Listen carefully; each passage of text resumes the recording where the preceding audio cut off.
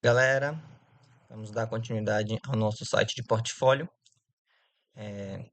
Na última aula, a gente fez algumas coisas no nosso portfólio. A gente colocou um background image. E a gente também colocou, fez uma definição aqui nas nossas redes sociais. Hoje a gente vai estar mudando algumas coisas no nosso projeto, a estrutura dele, né? E se você quiser manter essa estrutura original, você pode estar indo no link do GitHub, porque lá vai estar esse, essa pasta com ele dessa forma aqui. A gente vai fazer algumas alterações agora e à medida que a gente for trabalhando, também vou postar essa alteração no GitHub em uma pasta separada. Então, é isso, vamos lá. Primeira coisa que a gente vai fazer é tirar essa estrutura aqui. Projeto, redes sociais e sobre. Porque eu vi que redes sociais e sobre é quase a mesma coisa. Então a gente vai juntar esses dois aqui e vai adicionar mais outro de contatos. Então, a gente vai mexer na nossa estrutura index.html. Aqui em redes sociais a gente vai mudar para sobre e sobre a gente vai mudar para contatos. Da mesma forma, sobre e contato. Note agora mudou. Projetos sobre contato ainda não existe. A gente vai estar criando agora. Então, aqui embaixo a gente vai remover essa tag de rede social e vai colocar sobre. A partir desse momento, ela se chama sobre. Esse sobre vai se passar a chamar contato. É importante a gente ressaltar que a gente também tem que mudar a classe, também tem que mudar o ID. Porque o ID serve para a gente encontrar no nosso link aqui a nossa view que a gente quer. É importante ter essa mudança. Assim como aqui no sobre. Redes sociais tem que ser sobre. E no ID tem que ser sobre. Para ele achar, quando eu clicar no link, ele achar a parte sobre e a parte contato. O que a gente vai fazer agora? Tá dando uma olhada como é que tá ficando. Realmente ficou bem diferente porque a gente deu uma mudança legal. A gente vai lá e vai fazer essa mudança também no nosso CSS. Note que o sobre mudou. Então aqui a gente vai colocar sobre, né? E a gente adicionou mais um, que é o contato. Logo aqui embaixo, a gente não mexe no início. Essas redes sociais, que é os elementos de que a gente editou do sobre, né? Então, a partir do momento agora, ele volta, passa o que era, e o contato já está existindo. Certo. Vamos ver se está funcionando os links também. Início, projetos, sobre e contato. Tudo funcionando. A gente vai estar mexendo nesse aqui. A primeira coisa que a gente vai fazer é copiar essas definições aqui de H2 e H3. Né? Parágrafo também. Para ficar uma coisa uniforme. Então, esse H2 aqui some. A gente vai estar adicionando essas mesmas propriedades. Para que ele receba essas mesmas propriedades do nosso H1. Né? Outra coisa que a gente vai fazer é remover toda essa div aqui. Na verdade, eu nem preciso remover. Não, vamos remover sim. Remover essa div. Então, os ícones vão ficar bagunçados novamente e na vertical. Outra coisa que a gente já pode fazer antes de mexer no resto é a gente vai diminuir um pouco esses ícones, né? A font size também vou deixar em 15, ficar um pouco menor, ok? A cor a gente mantém. E aqui, nossa imagem não vai ter mais 100%, vai ter apenas 50%. Ok. Esse border de 40% a gente pode remover por enquanto. Depois a gente... Na verdade, a gente vai deixar porque ele é o estilo, né? Ok. Outra coisa que a gente pode estar fazendo aqui é separando o sobre, porque aqui no meio, entre o sobre e os ícones, vai ter outra div. Então, a gente vai lá no index e no sobre, depois do H2, a gente vai colocar outra div. Essa outra div a gente tem que definir uma classe, porque agora vão ser duas div, então a gente tem que diferenciar uma da outra. Essa div aqui a gente vai colocar como conteúdo sobre. Não vai precisar de uma ID, porque a gente já está acessando o ID aqui. E aqui a gente também tem que definir uma classe. Classe, ícones, sobre. Pronto. Agora a gente vai lá no nosso estilo. Esse A aqui, a gente não vai mexer, a gente vai manter. A gente poderia trocar esse nome aqui pelo, pelo nossa nova classe. Mas o que a gente vai fazer aqui é trabalhar com a outra classe que a gente criou, que é conteúdo traço sobre. Ok. Ela já está existindo aqui, ela não tem tamanho, não tem nada. Então a gente vai estar indo aqui. Como ela foi criada, não tem nada dentro dela. A gente vai estar adicionando um parágrafo. Por quê? Porque aqui dentro vai ter o nosso conteúdo. Por enquanto eu vou escrever aqui um enchimento de linguiça para a gente estar visualizando. Interessante. Note que ele já herdou o- os, os atributos desse parágrafo. Então, a gente já está com os mesmos atributos. Se a gente quiser, a gente pode mudar. A gente vai deixar e ver como é que vai ficar. Talvez, se precisar, a gente mude. Certo. Agora aqui no nosso estilo, a gente vai definir uma altura mínima, uma min height, 50%. Vou explicar mais tarde para que isso funciona. E vou definir um, um width, uma largura. Largura eu posso dizer que pode ser 80% da tela. Certo. Deu uma bordazinha aqui, ok. Existe uma borda em volta dela, né, que é o que a gente vai adicionar agora. Então, dentro desse conteúdo sobre, que note que é uma div, né? Ela é uma div. Então, a div ela tem seus comportamentos, ela tem borda, ela tem vários estilos. Então, a gente vai estar fazendo o que aqui? A gente vai estar adicionando uma border, 2px solid. E aqui a gente pode colocar branco. Depois a gente vê como é que a gente altera. Vamos colocar um arredondamento nas bordas, border radius de 20px. Certo. Note que ele está encostando aqui no canto. A gente não quer isso, então a gente precisa de um pad, espaçamento interno. Então, nosso pad, vamos botar também de 20px. Ó, bastante. Aqui eu posso adicionar um atributo chamado blur. Para isso a gente precisa de um backdrop filter. Backdrop filter. Como blur. O que é esse blur? Esse blur é como se fosse um esmaecimento do fundo. Como se ele deixasse borrado por dentro. Dá uma impressão de que é um vidro. A gente consegue reparar aqui.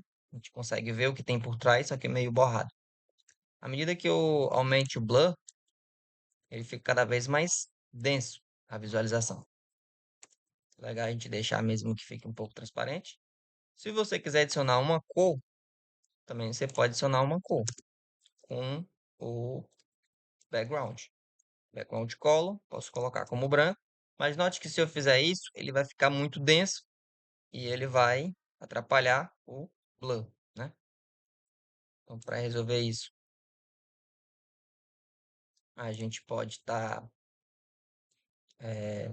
colocando uma opacidade um pouco menor. Então, a gente consegue ter uma corzinha de um vidro mesmo, né? Até para ser um pouco menor. E a gente consegue destacar. Eu não acho interessante, porque aqui já é branco. A menos que eu coloque ele bem transparente mesmo. Que já ficou um pouco mais interessante. A gente pode estar deixando, né? Note outra coisa. o texto ele está ficando por cima da nossa borda contato. O que que está acontecendo? Porque quando a gente definiu a nossa navegação, a gente definiu que a gente não definiu um index para ela, né? A gente simplesmente disse que os itens eles vão ficar sobrepostos embaixo dela. Para isso a gente pode resolver com z-index. A gente pode colocar um valor alto, tipo 10.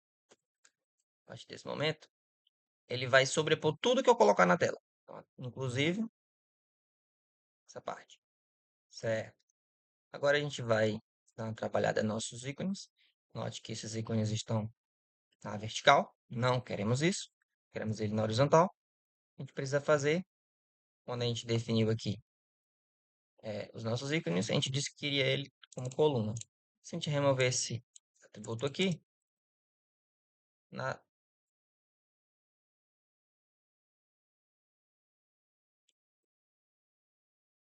oxi, descobri o que aconteceu. Certo. Eu estou tentando editar os próprios links. Na verdade, eu preciso editar a coluna ícone, que existe também uma borda aqui, além dos próprios ícones. Então, a gente pode estar adicionando essas informações. Aqui a gente pode colocar como flex direction mesmo como coluna, que é o que a gente quer. E aqui a gente coloca a nossa outra classe, que é ícones traço sobre. Aqui a gente pode dar um display flex. E a propriedade do display flex já diz para a gente que a orientação padrão é na horizontal, ou seja, é in row. Nesse exato momento, ele já ficou. O que a gente pode estar fazendo também é dando uma margem para ele, de 10 px, para ele ficar um pouco mais distante dessa linha. E pode estar dando um afastamento entre os elementos. Já tinha dito na última aula, o gap faz isso. Vamos colocar um gap de 40 px para ficar bem espaçado. Certo. Acredito que aqui já ficou bom, né? Sobre, já está bem interessante. O que a gente pode estar fazendo aqui é colocando uma sombra também aqui, né? Nesse box aqui. Então, posso colocar um box shadow.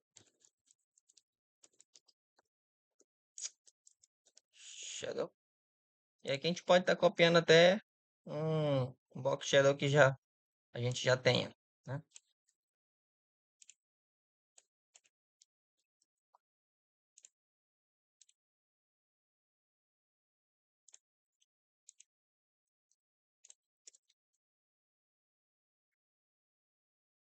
Perfeito. Lembrando que esse box shadow a gente pode estar diminuindo essa densidade aqui ou aumentando à medida de que a gente vai tendo essa necessidade. Caso eu colocar aqui só 0,5, aqui só 0,5, ou seja, meio, ele fica bem menos denso.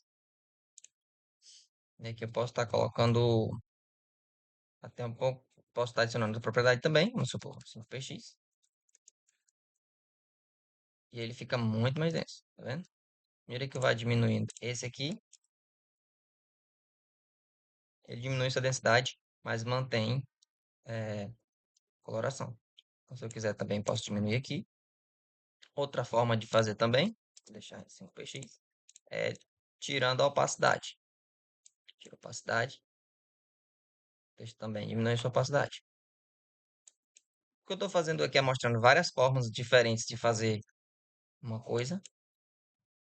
Isso aqui é bem didático, a gente pode estar deixando assim. E o que é que a gente fez hoje? A gente definiu essas propriedades para os outros elementos. A gente adicionou um sobre, né? E na próxima aula a gente vai adicionar os projetos, posteriormente o conteúdo. Então é isso. Se vocês tiverem algum comentário, vocês podem fazer. Alguma dica, vocês podem passar. Eu vou estar respondendo todos os comentários. No mais, compartilhe esse vídeo para quem mais tiver interesse e curte o vídeo. Não se esquece de curtir. Outro detalhe que eu esqueci de explicar foi a questão de por que eu usei o min rate. Isso aqui tem a ver com responsabilidade, responsividade no caso. Meu texto ele tem que ser responsivo. Ele tem que aumentar e diminuir à medida que a tela vai sendo exibida em outros dispositivos, certo? Acontece se eu definir ele como fixo, quando o texto tentar sobressair, ele vai sair da tela. Com isso eu posso colocar outra lorem aqui para mostrar isso.